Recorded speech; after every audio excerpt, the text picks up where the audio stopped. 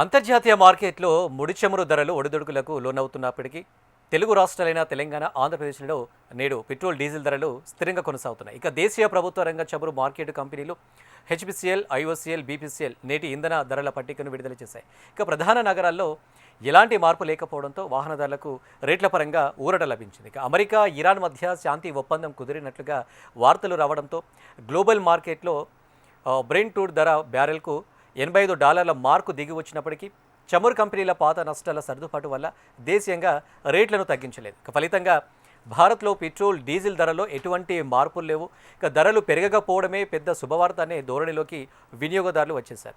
ఇక తెలంగాణ రాజధాని హైదరాబాద్లో ఇంధన ధరలు గత 2 వారాలుగా ఎటువంటి మార్పు లేకుండా స్థిరంగా కొనసాగుతున్నాయి.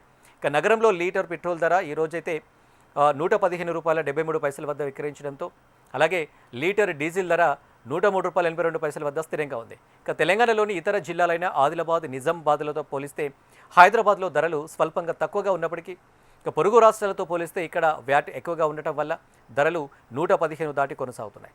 ఇక ఆంధ్రప్రదేశ్ విషయానికి వస్తే ఎన్టీఆర్ జిల్లా కేంద్రమైన విజయవాడలో కూడా పెట్రోల్, డీజిల్ ధరల్లో ఈరోజు పెద్దగా వ్యత్యాసాలు కనిపించలేదు.